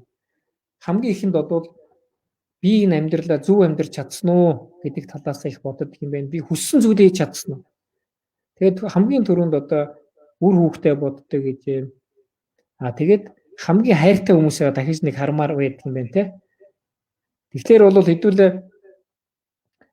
зөв юм уншиж, зөв юм харж амьдралаа зөв юм зарцуулъя. Тэгээд хүмүүст тусалъя. Зөв амьдрья гэсэн л уриал оозон гаргаж байна те. Угаасаа бид бүгдийг хийдэг те. За тэгээд сүүлийн нэг одоо та нараас хүсэж байгаа юм багшгаа одоо Excel sheet-ийг бүглэхэд их амархан байдаг байхгүй. Тэгээд Excel sheet-ээ бүглэж байгаараа багшийнхаа миний хэлж байгаа түр үзүүлсэн жишээ шиг тийм ээ. Тэр их чухал байна. За тэгээд бүр үнэхээр та бүгдээс хүсэх зүйл бол номоо уншаад суралцаараа, дадлагжаараа тий шинжилгээ хийгээрэй. Товчхондоо та бүгд энэ хүснэгтийг харж байгаа учраас би нэг айгүй товчхон уншиж байна. За би өнөөдөр та бүгддээ бол ингээд нэг лайв хичээл өгж байгаа ч гэсэн миний энэ хичээл бол 5% шүү боддоо 5%. Санхүүгийн сахилга бат гэсэн чиглэлийн номыг уншаад эхлэх юм бол судлах юм бол энэ 10%. За тэгээд подкаст сонсоод одоо ингээд үзэхэд бол нэг 20%, зарим зүйлээ туршаад үзэх юм бол 30%. энэ чиглэлээр ажилласан за ингээд намайг дахиад урах юм бол хэдүүлээ энэ чиглэлээр ярилцчих жоох те. Өөр хүмүүстэй ярилцаар энэ сэдвийг мэддэг хүн. За ямар подкаст сонсдог гинэ? Подкастыг би Warren Buffett-ыг сонсдог, орос хэл дээр би их сонсдог юм. Давлатов гэдэг нэг киргиз багш байдаг, айгүй мундаг хүн. Тэгээд Давлатовыг сонсдог. За Warren Buffett, Brian Tracy-г би айгүй их сонсдог юм. Тэгэл яг манайх нь бол их нь англи хэлтэй байх.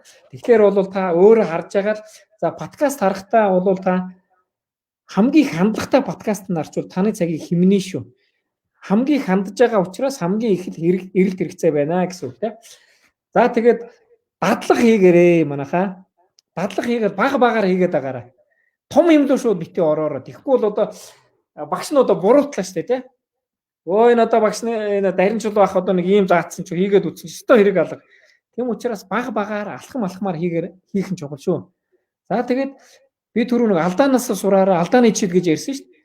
Анализ хийх юм бол одоо яагаад алдчихгүй эсвэл яагаад амжилт хүн бол дандаа амжилт нэрээ төвлөрдөг. Энэ бол зөв зүйлч боловч алдаан дээрээ заавалч илүү төвлөрж байгаараа алдаан дээр илүү цаг зарцуулж байгаараа. За аав чинь юм уу багш чинь юм уу найз чинь таныг шүүмжлэх юм бол битээ эсэргүүцээрээ тэ. Чи буруу яриад штэ гэх юм бол тэрнийхээ оронд та тэрийг хүлээж аваад дүгнэлт хийгээ сонсох юм бол илүү ач холбогдолтой шүү. Уурлахгүйгээр хүлээж аваарай тий. Би бол Дейл Карнегийн багш Америкаас одоо эрхээ авсан. Дэлхийн стандарт ISO-гийн. Тэгэхээр манай хичээл дээр заадаг нэг зүйл бол хүний шүүмжлэлийг битээ эсэргүүцэж байгаарай.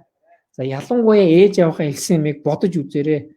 Та нар ч ихсэн ээж авахаа насан дээр ирэн тэр үед бол та нар яг адилхан юм ярина. Баярлалаа. За подкастыг сонсоо. Тэгээд хийж байгаа зүйлдээ дүн шинжилгээ хийж байгаарай. За ингээд нөгөө энүүндээ би бол их дуртай. Сүүлийн 2 жилийн хугацаанд би 40 номын ард орсон юм. За тэгээд Баян аав, ядуу аав гэдэг одоо Роберт Кийосаки гэж их мундаг хүн байгаа. Энэ хүн бол тийм онц сурдаг хүүхэд байгаагүй. Ер нь бол бас л овоо муухан сурчдаг залуу байсан.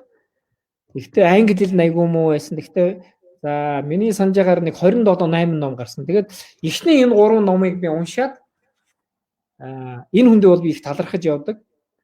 Тэгээд би эхний өөрийнхөө үл хөтөлбөрийг авсан энэ 3 номыг уншаад тухайн үедээ би бол Азийн хөгжлийн банкнд ажиллаж байсан. Тэгээд Азийн хөгжлийн банкнаас зээл аваад тэр зээлээ одоо цалин өндөр байсан учраас би доороо төлсөн. За тэгээд энэ 3 ном бол ямар ч дэлгүүрийн номд байгаа. За тэгээд товчхондоо ингээд номоо тайлбарлах юм бол одоо энэ Баян аав ядуу аав тий.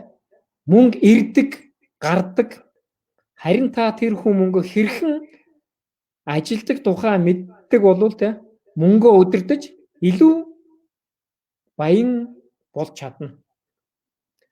За тэгээд тэр 2 дахь ном байна. Мэргэжил болон ажлаа зөв сонгосноор санхүүгийн эрх чөлөөнд яаж хүрэх вэ? Тэгэхээр бол санхүүгийн эрх чөлөөгүйгээр бол хизээч жинхэнэ эрх чөлөөг таавал эдэлж чадахгүй. Гэхдээ бол эрх чөлөө бол үнэгүй олддоггүй. Та заавалчгүй тодорхой хэмжээний одоо цаг sacrifice буюу та бол цаг зарцуулах шаардлагатай. За тэгээд дараагийн ном байна.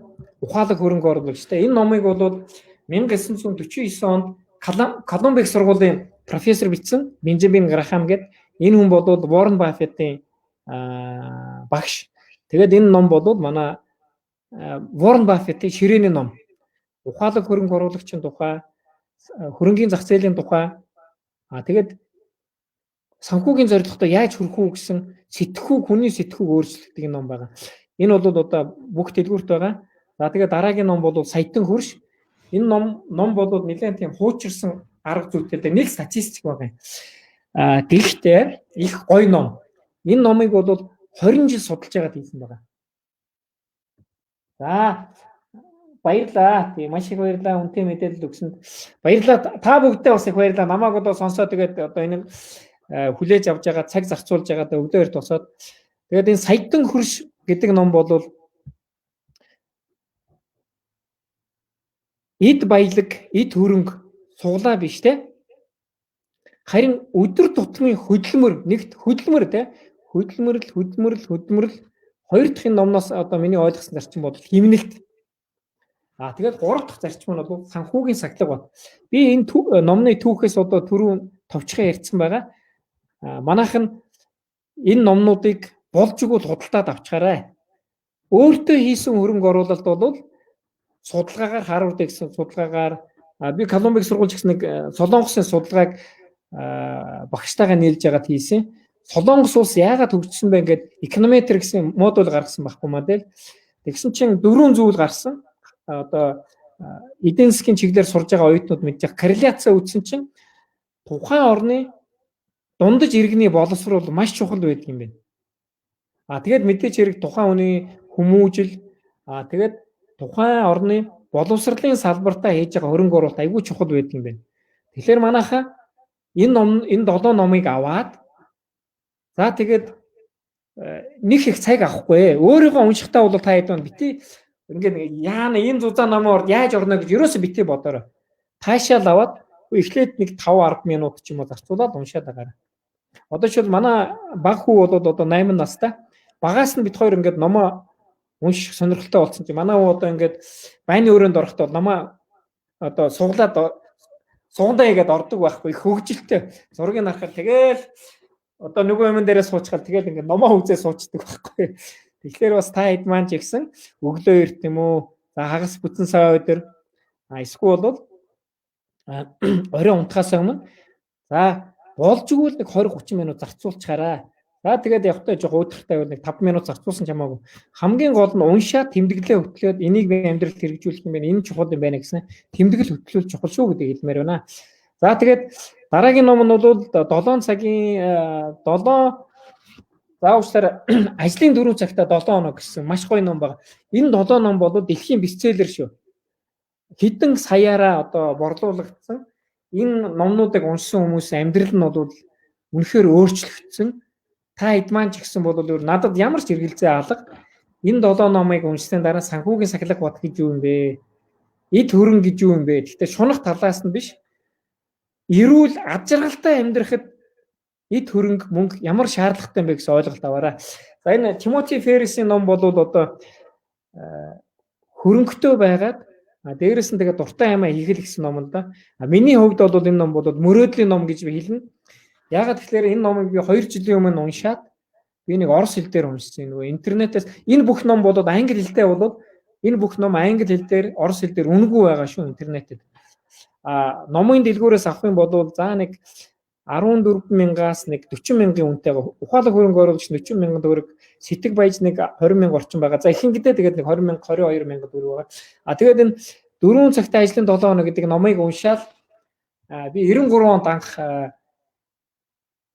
Японд очив. Тэгэхэд бол миний мөрөөдөл байсан. За үр хүүхдтэйгээ гэр бүлтэйгээ би нэг Японд очих юм байна гэдэг. Тэгээд энэ номыг уншаад би шууд яг боломж байсан учраас би Худалдаа хөгжлийн банкнаас зээл аваад энэ номыг уншсны дараа би сарын дараа би эхнэрийгээ шууд ажлаас нь чөлөө авахуулаад хүүг аваад бид 3 Японд очиод нэг 2-7 хоног онцоод ирсэн. Тэгээд би мөрөөдөл шууд биелүүлсэн. Мэдээж хэрэг зээл авсныг сайн зүйл биш ч гэсэн би бол одоо зээлээ төлсөн л да асуудалгүй. Тэгээд би Японд бид нар дээрэс нь бол эмнэлэгт үзүүлээд Токиог бол би өстө хүүхдтэй бол одоо мөрөөдлөө бол 100% биелүүлсэн.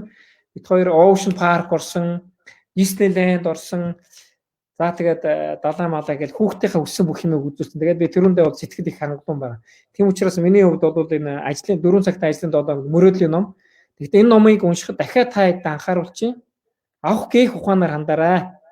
Тэгэхгүй бол одоо зарим шавнартаа өгсөн, найз нартаа өгсөн чинь энийг уншаад шууд ажилласаа гарцсан бас буруу шүү. За тэгээд сэтг баяж гэж ном байгаа. Сайхан сэтгэлтэй зоригтой хүн бодвол зоригтой яаж хүрдэг юм бэ гэсэн айгүй гоё ном байгаа. Энэ номны нэг түүхээс ярихад бол чихгүй энэ номыг бичсэн хүний хүүхэд чихгүй төрсөн байгаа. Одоо миний чихийг харж шít ингээд чих нь байхгүй битүү. Гэтэл энэ хүүхэд бага наснда сонин зараад мөнгөтэй болоод өөрөө зохион бүтээгч болоод багж тоног төхөөрөмж хийгээд тэгээд тэр хүний дүлийн хүмүүст тусалсан. Тэгээд өөрөө бол хөрөнгө чинээтэй мундаг хүн болсон, сайхан хүүхдүүд хүмүүжүүлсэн тийм яг айгүй гоё ном байгаа шүү. За тэгээд манайх энэ номнуудыг одоо хардсан подкастаасаа үзээд энэ 7 номыг аваараа хэрвээ англи, орос хэл, франц хэлтэй бол япон хэлтэй бол үндсэндээ бол би ихэнх гадаад хэл дээр энэ номнууд бол интернет үнэгүй байгаа шүү. За тэгээд өөрийнхөө зүгээс одоо хэдгээ хэл. За Экватор багшаа танаас асуух зүйл байна. Надад дахиад хэдэн минут байна? Минутаа хэлчих юм бол би тэгээд энийг дуусгах. Үндсэндээ дуусгах нь бол зүг бахаа гэж байна. За. Миний яриа сонсогдож байна уу? Сонсогдож байна. За та мэлдсэн юм чинь тодорхой нэг 5-аас 5 минут орчим бас яриад нэг мөсөн дуусгасан дээр байхаа. Манай залуучууд ч гэсэн бас тэгж бодож байгаа хэрэг. За баярлалаа багшаа. За тэгээд баярлалаа. Гүрэн оруулах нэг урдтай. Би одоо хэсэг урдтай байгаа. Манай залуучууд хэсэг урдтай юу юм бэ гэдэг интернетээр уншихаараа тийм хэсэг юм бид орчин дээр бол all type англи all type гэсэн юм. За нэг юм хөрөнгө оруулалт мэддэг. Нэг одоо нэг хэсэг хэрэгтэй. Мянган ном уншаад тэр мянган уншсан амжилт хэрэгжих гэдэг тэр бол зөв мэдээ байна. Нэг уншсан номоо таавч нэг хэрэгжүүлээрээ. Мэддэг. Тэр үеийн өөрсдөө хөрөнгө оруулалт хамгийн том хөрөнгө оруулалт. Тэгээд тэднийгээр хамгийн баг өөрсдөө хөрөнгө оруулалт болоо нугарч. Одоор 10,000 доллар хөрөнгө оруулалт хийсэн бол тэр бол 5,000 доллар байна гэж. Тэгээд тэр үеийн байгаа сүүлийн 2 жилд би нэг 40 номны ард орсон байгаа. Ерөнхийдөө санхүүгийн чиглэл, амьдрал, ад жаргал, эрүүл мэнд гэх мэтчлэн тийм. За тэгээд за банкны хадгаламж байгаа. За тэгээд манайха юун дээр анхаарах вэ гэхээр банкны хадгаламж дээр бол 20 сая төгрөг хүртэлийг л банкны хадгаламж дээр хийгээрэй. Яг тэгэхээр хэрвээ та хадгаламж дээр за 40 сая төгрөгтэй байж бодъё тий. Гэтэл энэ маань хэрвээ банк тампуурчих юм бол төр засаг бол танд 20 сая төгрөгийг чи буцааж өгнө шүү.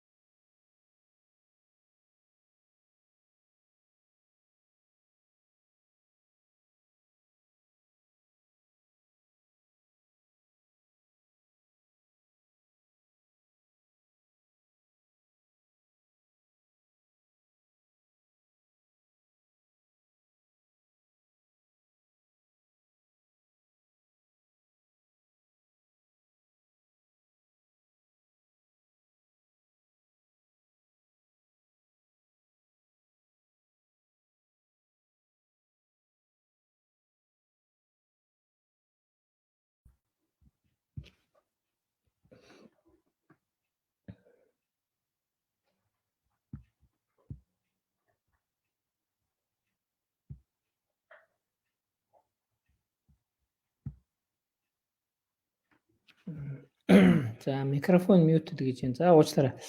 Суулт гарлаа. Сонсогдож байна уу?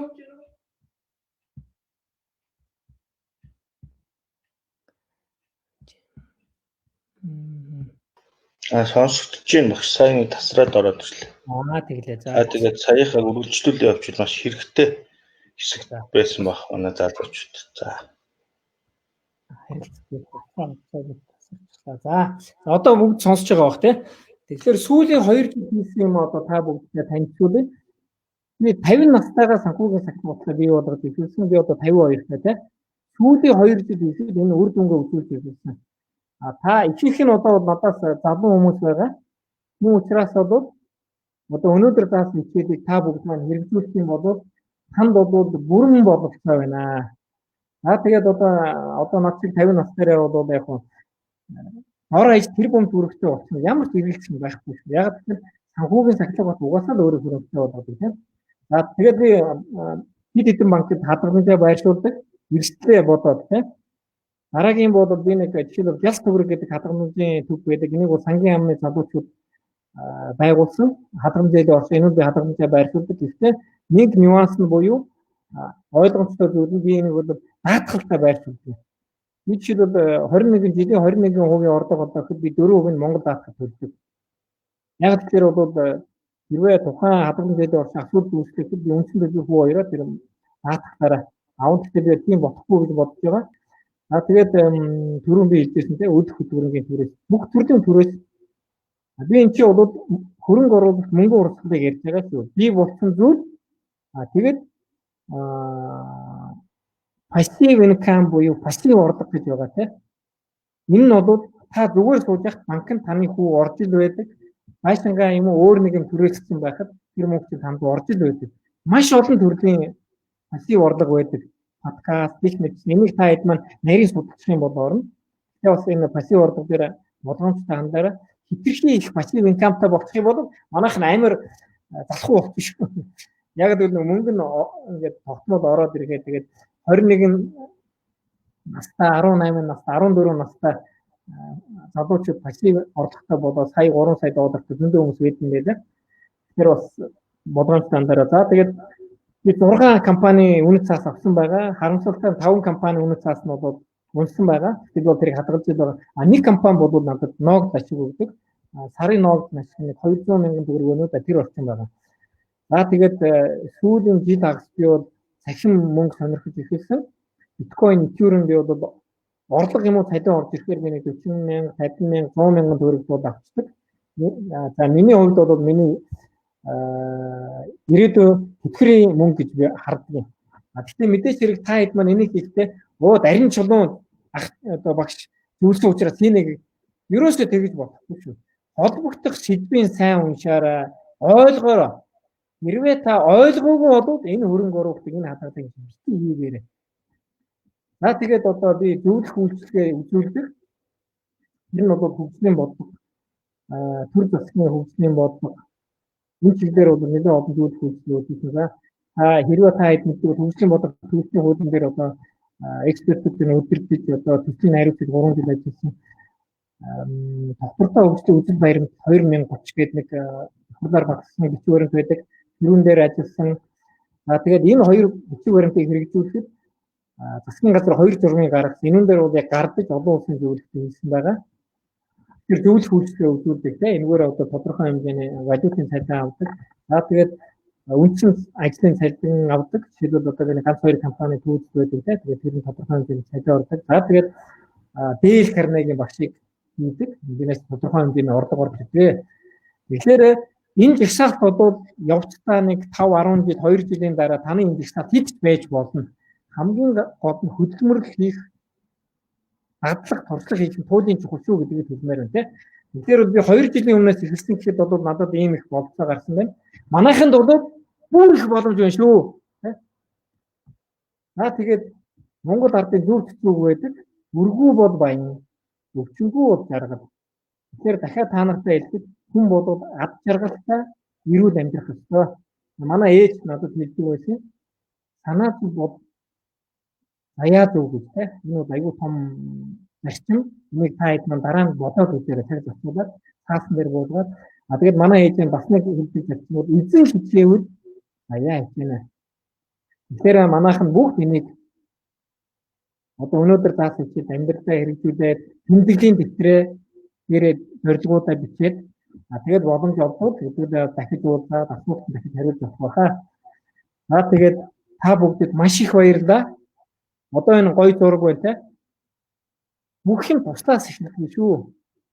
Санхүүгийн сахилга бот гэсэн туслаас далаа туслаас эхэлдэг шиг багаар хийхэд бол нэг л өдөр бол та их баян чинэлэг одоо ад жаргалтай эрүүл амьдралтай болсон гэдэг ямар ч асуудал байхгүй. Тэгээд өнөөдөр заасан хичээлийг өнөөдрөөс эхлээд хэрэгжүүлнэ гэхэд ерөөсөө хэрэгжихгүй байна. Бүгдэнд нь маш их баярлалаа. Тэгээд анхаарал тавьсан та нартай баярлалаа. Амжилт хүсье. Дахин сур. За багштай маш их баярлалаа. Өнөөдөр амралтын өдөр байсан учраас бас бидний хичээл нэг цагийн хугацаатай үргэлжлээ. Яг цаг 20 минут боллоо. Гэхдээ манай багш маш үр дүнтэй мэдээллүүдийг өгчээсэн учраас танарт хэрэгцээтэй учраас бид нар болол ингээд багшийнхаа хичээлийг маш амжилттай ингээд сонслоо. Биний хувьд ч гэсэн асар олон зүйлийг яг одоо хичээлийн дараа боддоо цаасан дээр болгоод хэрэгжүүлэе гэж бодлоо. Тэгэхээр бас нөгөө бүтэн сая өдөр учраас бүгд сайхан амарч байгаа учраас ийм сайхан үр өгөөжтэй хичээл өгсөн бас Дарин Чулуун багштай болон Дейл Карнегийнхандаа баярлалаа. Манай чин зураг багш маань Дарин Чулуун багш хоёр маань бас энэ эртч Монгол хөтөлбөрийг дэмжиж оролцож байгаа. Бидний хувьд бол 10,000 маск гэдэг аяны хэрэгжүүлж байгаа. За энэ бол эмнэлгийн ажилтнууд одоо цагдаагийнхаа онцгой байдлыг ингээд энэ бүх хүмүүст бид нар 10,000 маскыг цуглуулж байгаа. Одоо 8,000 маск цугларсан. Одоо би энэ лайв дуусны дараа налаах дүүр рүү явж налаахын хүнд амьдралтай зорилт төлөвийн хүмүүст тэр дахиад нэг 1000 ширхэг маск тарахаар хөтлөх гэж байгаа. Тэгэхээр энэ гэгээ үйлс, энэ сайхан үйлс бас чин сэтгэлээ зориулж энэ өөрийн цаг зав одоо энэ өөрийн гэсэн одоо энэ сургалтыг өгч байгаа. Дейл Карнегийн хамт олонд болгон Дарин Чулуун багштай ажилтан амьдралд нь сайн бүхний хүсье. Тэгээд нэг удаагийн сургалтаар бид нар дуусахгүй дахиад зөндөө хамтарч ажиллана. Тэгээд багшаасаа нэг хүсэх зүйл байна. Дарин Чулуун багшаасаа. Манай залуучуудаас бид нар өглөө болгоны одоо аль болох боссон хичээсэн хүмүүсээс шалгаруулдаг. Тэгээд өнөөдөр нэг шалгарсан залуу тантай уулзаад бас нэг зөвлөгөө авах ихээр шагнаа гэж бодож байгаа. Бас зөвлөгөө авах болохгүй тийм. Тэгээд ямар ч уулзаад яг сайн ярьсан зүйл дээр та өөрийнхөө санд бодлыг магадгүй нэг цагийн хугацаанд өгөөд залуучууд маань тийм бас нэг зөвлөгөө өгөх нэг ихээр нэг хүнийг бас нэг хүн боломж олгооч гэж танаас бас хүсэж байгаа. За баярлалаа. Багшаа баярлалаа. Юу яаж болох вэ? Би Бадраа сангийн залуучууд оюутнуудаа бас нэг 3 цагийн тийм ярилцлага өгсөн. Зүгээр яг нөгөө түгээх гэдэг үүднээсээ нэг олон залуучууд орж байгаа юм чинь тийм ээ. Нэг яг ковид хэр явах нь уу, өрөм журам яаж гарах нь уу, нэг 15-аас 20 хүн байвал нэг цаг хэрэгтэй цаг болоод ярилцах болно. Зөв. Тэгвэл нөгөө илүү их боломжтой бас тийм юм байна. Тэгээд нэг автаа үедээ ер нь цагийг бол тохирч өнөөдөр их шиг хоёулоороос 2 хоногийн дотор л тохирч өгöd байгаа. Тэгэхээр нэг 2 хоногийн өмнө хэлчих юм бол би нэг 15-аас 20 залуучууд ширээнээр цуглуулж агаад тэгээд хэдүүлээ сургалтын төв дээр ч юм уу бас тийм нэг тийм товч юу яч болох бах те. За тэгвэл бүр үр дүнтэй байна. Баярлалаа агшаа. Хамгийн үр дүнтэй болох юм те.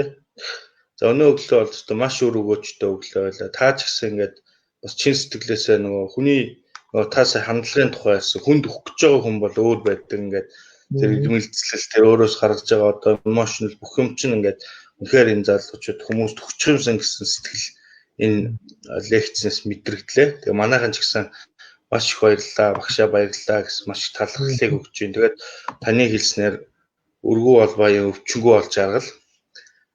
Тэр өнөөдрийн хичээл маш сайхан үр дүнтэй боллоо гэж үзэж байна. Тэгээд бүх үдсэн залуучуудаа өглөө хамт болсон, эртч Монголтой хамт байсан хүмүүстэй болон дахин Дейл Карнегийнхаа оноохыг бас нийслэлийн гэр бүл хүүхд залуучуудтай хөгжлийн газар хамтарч зохион байгуулж байгаа.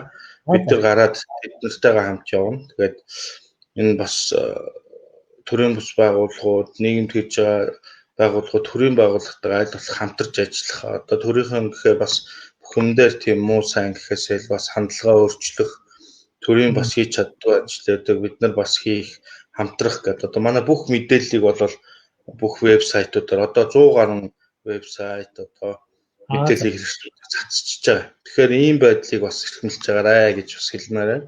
Би ч гэсэн их нөгөө сэтгэл би өөрөө багш хүн сэтгэл хөдлөлөө гэдэг шиг гоё хэлсэн өглөө их гоё эхэллээ. Тэгээд багштайгаа одоо удахгүй дахиад уулзъя. Тэгээ багшдаа та хандаж хэлэх үг байна. Дуусах байлаа. Тэгээ. Маш их баярлалаа. За манайхаа тэмдэглээ хөтлөөрөө. Эвтэйчтэй хөтлөөрөө. Намаа уншаарай. Амжилт. Таанар шүү. За баярлалаа. За баярлалаа агш. Тэгээ дараа сайхан уулзъя. Амжилт хүсье. Баяртай. Гоё өглөө байлаа. Баяртай. Амжилт хүсье.